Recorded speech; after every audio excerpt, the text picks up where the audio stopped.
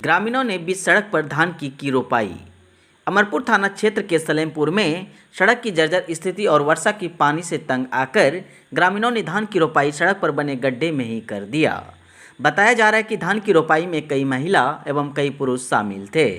आपको बता दें कि यहाँ के आक्रोशित ग्रामीणों ने हर साल सड़क नहीं बनने को लेकर विरोध का प्रदर्शन करते आ रहे हैं, लेकिन सरकार कोई ध्यान नहीं देती है। सरकार सांत्वना तो देते हैं, वादे तो करते हैं, लेकिन बाद में पीछे हट जाते हैं और यहाँ के लोग हर साल इनका विरोध करते ही रह जाते हैं, लेकिन यहाँ के लोगों को हमेशा निराशा ही हाथ लगती है। सुइया पुलिस को मिली बड़ी सफलता, फरार नक्सली को किया गिरफ्तार। बांका जिले के सुइया थाना क्षेत्र के तेतरिया से एक फरार नक्सली को गिरफ्तार कर बड़ी कामयाबी हासिल की है। गिरफ्तार नक्सली सुइया थाना क्षेत्र के मलटरिया गांव के पूरन राय का पुत्र रविंद्र राय बताया गया। पुलिस ने गिरफ्तार नक्सली से सघन पूछताछ की है। पूछताछ में पुलिस को नक्सली संगठन और उनकी गतिविधियों के बारे में कुछ अहम सुराग हासिल किए हैं। हालांकि पुलिस ने अभी तक इस बारे में कोई खुलासा नहीं किया है। पुलिस के अनुसार गत 4 मार्च को सुइया थाना क्षेत्र के बरफेड़ा तेतरिया पंचायत के चिहतजोर गांव में निर्माण पंचायत सरकार भवन में नक्सली पर्चा साटने के मामले में गिरफ्तार नक्सली की संलिप्तता सामने आई थी।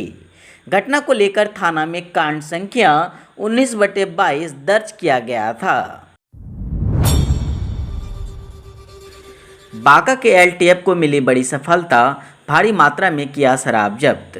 बताया जा रहा है बांका के अमरपुर थाना क्षेत्र के बैजूडी में कारू सिंह पिता भूदेव कापड़ी के मकान के बाथरूम में छुपाए गए तहखाने से Royal Challenger 20 piece, Imperial Blue whisky 375 ml का 40 piece, blender 1 piece, Royal Stag 375 ml का 1 पीस निकाला गया।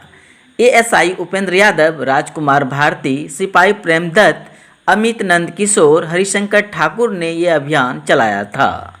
आपको बता दें कि बिहार में पूर्ण शराबबंदी के बावजूद भी हर गली मोहल्ले में शराब माफिया शराब का कारोबार करते हैं और इस तरह से शराबबंदी का कानून फैल होते नजर आता है। चना चोरी करने के आरोप में मॉब लिंचिंग करने वालों के घर हुई कुर्की जब्ती। शुक्रवार को बाराहाट थाना पुलिस द्वारा हत्याकांड के फरार आरोपियों के घर कुर्की जब्ती की गई।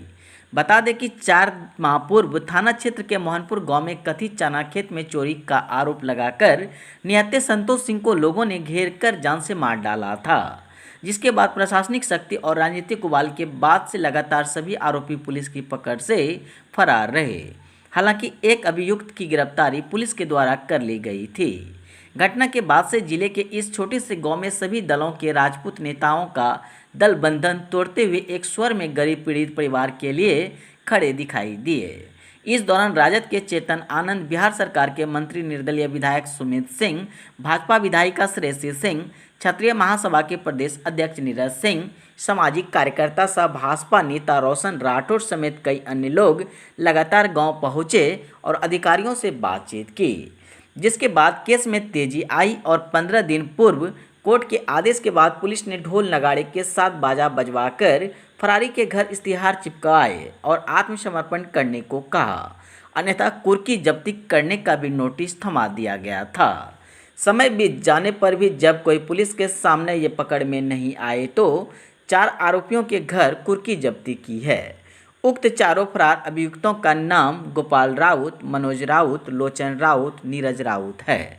हालांकि मामले के प्राथमिकता में 1 दर्जन से अधिक लोगों को नामजद किया गया था, लेकिन शेष सभी आरोपी अब भी फरार हैं।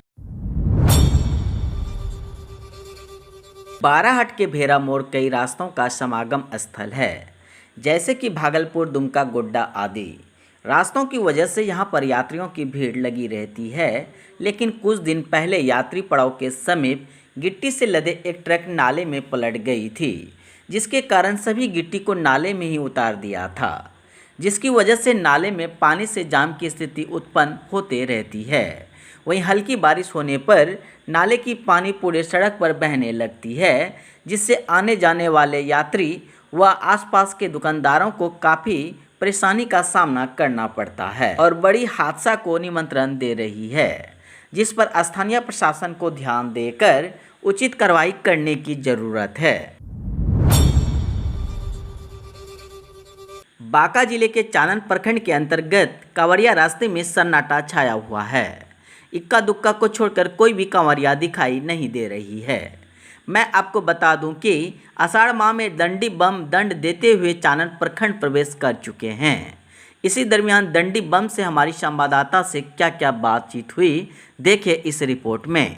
अच्छा हुआ आप वहाँ जाने के बाद मेरी अर्जी मेरी है, मर्जी उन लोगों को है जो हमको दर्शन कराते हैं, करने देते हैं कि नहीं देते हैं।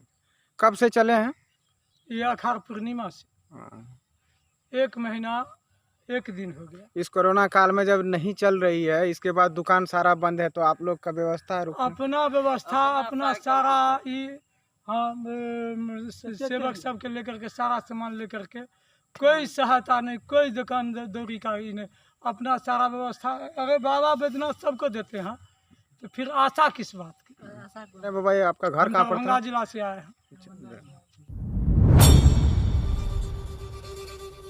जमीन विवाद को लेकर एक की गई जान, 8 लोग हुए जख्मी। चानन थाना क्षेत्र के बिहाई मोड़ के समीप परहीडी गांव में जमीन विवाद को लेकर एक ही परिवार के 2 गुटों में गुरुवार की देर रात हिंसक झड़प हो गई। पुलिस के अनुसार गांव के जीवलाल यादव तथा डमरूधर यादव के बीच एक जमीन को लेकर विवाद चल रहा था, जिसने गुरुवार की रात करीब 9 बजे के आसपास हिंसक झड़प का रूप ले लिया। झड़प में दोनों पक्ष हथियारों से लैस होकर आमने सामने हो गए। झड़प में डमरूधर यादव का पक्ष कमजोर पड़ गया और इस पक्ष के लोग बुरी तरह से घायल हो गए। इनमें डमरूधर यादव भी शामिल थे, जिन्हें घायल होने पर चानन अस्पताल ले जाया गया, लेकिन गंभीर स्थिति को देखते हुए उन्हें बेहतर इलाज के लिए देवघर रेफर कर दिया। पारिवारिक सूत्रों के मुताबिक देवघर में डमरूधर यादव की देर रात करीब 11 बजे के आसपास मौत हो गई। डमरूधर यादव सिलजोड़ी पंचायत के पूर्व मुखिया कैलू यादव के पुत्र थे। घटना की सूचना मिलते ही पुलिस मौके पर पहुंची।